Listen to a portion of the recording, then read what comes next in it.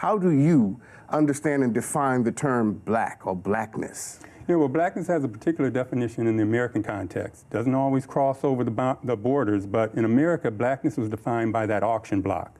In the pre-Civil War era, you were black if you could be put on that auction block and sold as chattel slave, as a chattel slave, as property, right? So you have a black man, black woman, black baby, white man, white woman, white baby, white man, black woman, black baby, right? Black man, white woman, black baby. You take that white man who had a baby with a black woman, that baby has a baby with a white person, what comes out? A black baby, because that baby could be put on the auction block. That auction block was the definition of blackness. Blackness has never been a biological construct in America. Absolutely. It's been a political construct. It's been about property and ownership and power. Always. That's clappy. You ought to be clapping for that. Yeah. That's good. And I tell you why that's good. Because I think most people don't consider that the slave moment, right? The moment, the historical experience of slavery is in large part what constitutes what is eligible for blackness. That's a fascinating concept to me. Olivia, when you hear that, how does it strike your spirit? Do you agree with that? I do agree. I feel like it is just a classification, just to make people feel better, to make people comfortable, to put us in a category. I think that's the main thing. I feel like we're always trying to put people in a category, put, you know, either a race, a gender, you know, a sexual preference, just in a category. And we're seeing that it's not like that, but we're all humans, and that's the number one thing, and that's the main thing that I'm really trying to focus on. But I think Dr. Jody speaks to something deeper. Absolutely. Something far more existential. Yes. That what unites black folks is this common experience of eligibility and apprenticeship for suffering, degradation. Yes. So that to me isn't about being classified to make other people feel good. It is about a solidarity that we share. Did I get that right? Spot on. Okay. You know, we have defined blackness. We haven't just had blackness imposed on us by slave masters in that auction block. Yeah. After slavery, we had to make decisions ourselves about who are we? How are we going to define us? What's the usness, right? Yeah. And you look at the Harlem Renaissance, a lot of them are light-skinned blacks. You can walk down the street and they damn near pass. You know, Frederick Douglass was half white. W.B. Du Bois was half white. His mother was Jewish. But he said, I'll be as black can. The blacker the metal, the mightier the man, because he wasn't defining it in biological terms. He was defining it in political terms, in solidarity terms, and how we're going to rally together to overcome this history of oppression together. I like you already. Janae, you know, I think what Dr. Jody says and what Olivia says to a great degree, I can definitely relate to and understand, and I'll tell you why. To your point, I'm from New York, born and raised in New York. I'm a New York guy. I'm living in LA, but I'm a New York guy. So I'm a Harlem, Brooklyn guy. And in Harlem and in Brooklyn, they're Puerto Ricans and Dominicans, right? Absolutely. Now they are clearly Latino, Latinas. But if you live in Harlem and Brooklyn, and there's a Puerto Rican or Dominican, you consider them to be they us. If a Puerto Rican or a Dominican said the N-word in New York, you don't even trip about it. And it's not because of the skin.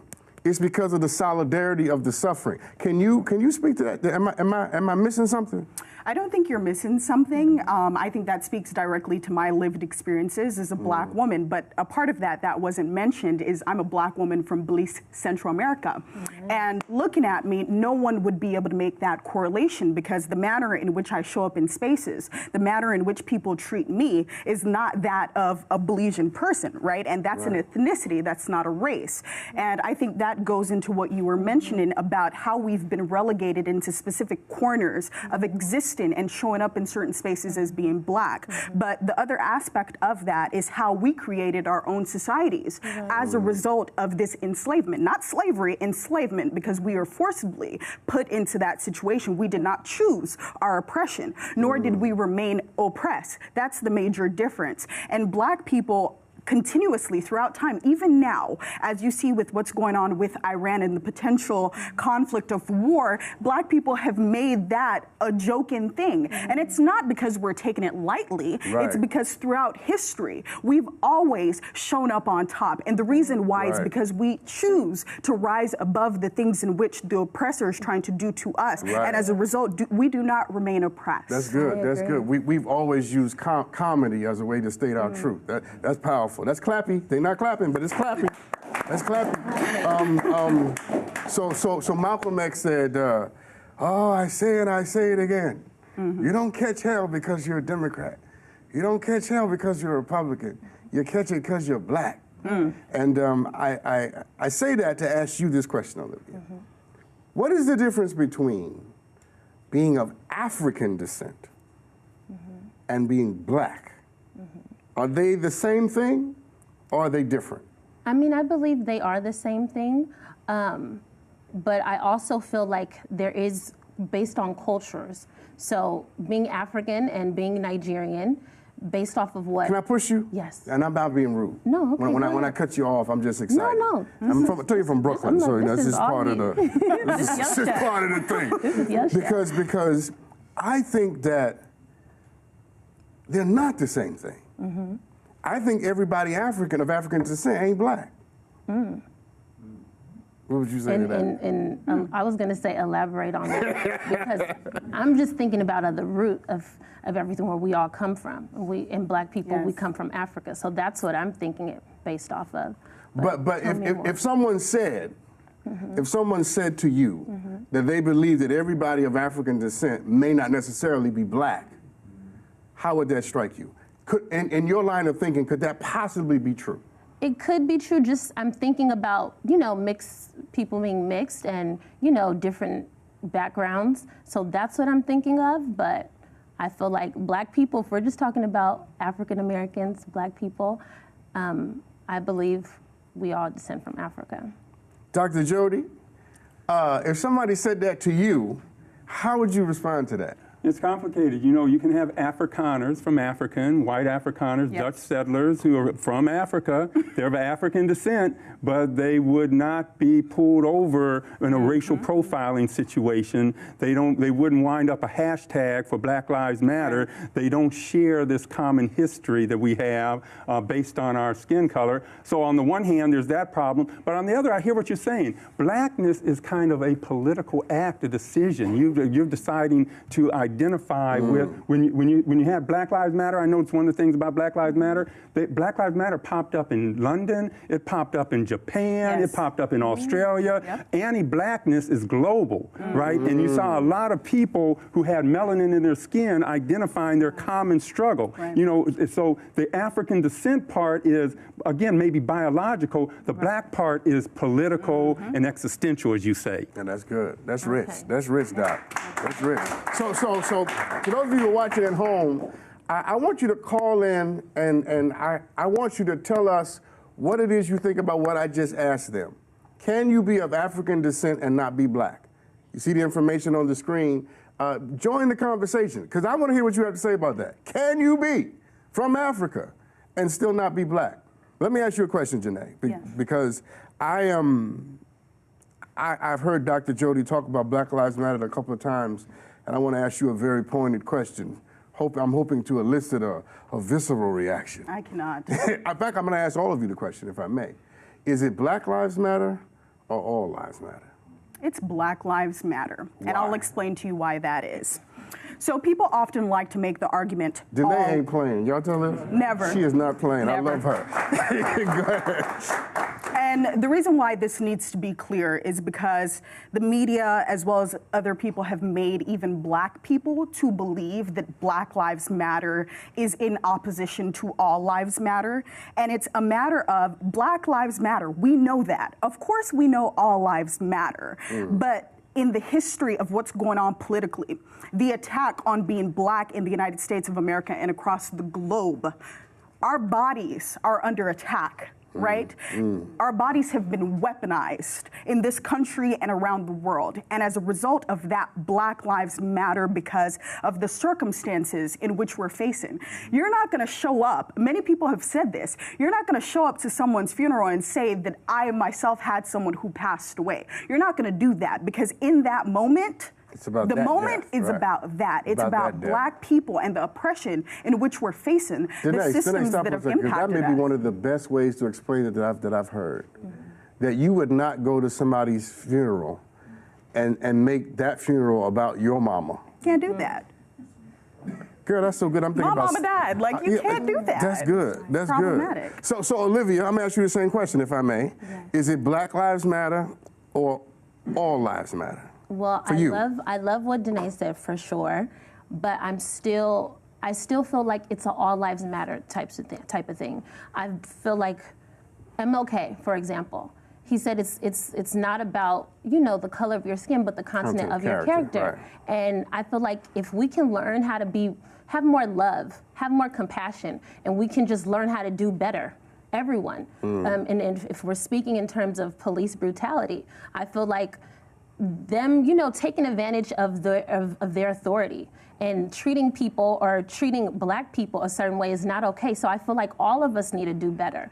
Also, even as terms of respect, even if you are someone who does get pulled over, I feel like there also needs to be some respect if a police officer is coming as well. And that police officer should also have some, you know, common courtesy and respect as well. So I believe that Black Lives Matter, but I think we need to focus on all people. It's so much going on in the world today, and I think we're starting to forget that. We're really getting away from that as human beings. You know, yeah, that's clapping. I honor what you're saying because I hear in your tone, in your disposition, I hear the sincerity of it, and you speak to the ideal. You speak to what we ought to be doing and how we ought to be comporting ourselves with each other. You know, but Dr. Jody, it makes me want to ask you, in philosophical terms, are we human first, or are we Black first? The Blackness in us gets a lot of other people, makes a lot of other people not recognize the humanness in us.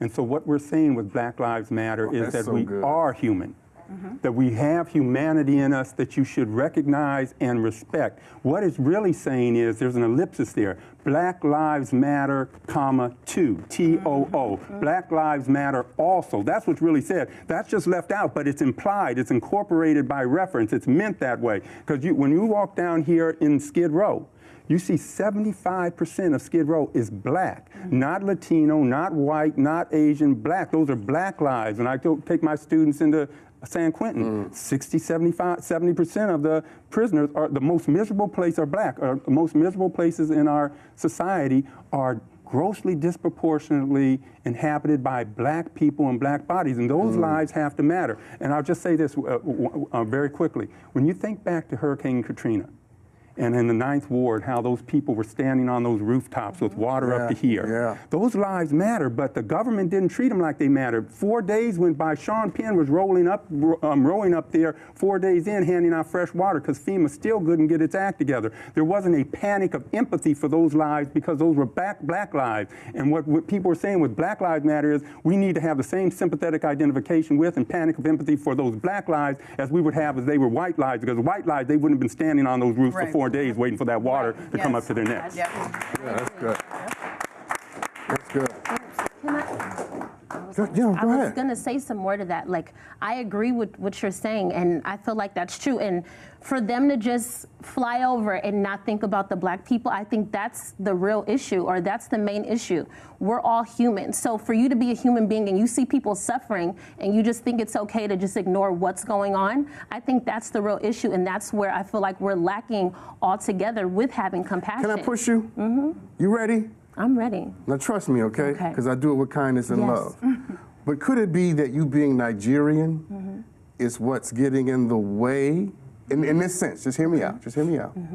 Because I think that African Americans have such an intrinsic, problematic give me a word, awful experience of race and classification in this country. Absolutely. That people who have an international identity cannot always appreciate or understand. Absolutely. How would you respond to that? Well, I do understand, and I know what you mean, because this is definitely a topic that we're always talking about, and we want to kind of come to a common ground so we can have understanding. And I feel like it doesn't take me out of the equation, because I'm still a Black person. They don't say, "Oh, are you Nigerian?" When you know what I mean? Facts. And so my whole thing is, I feel like I have another outlook. I might have another understanding or another perspective on it, being Nigerian.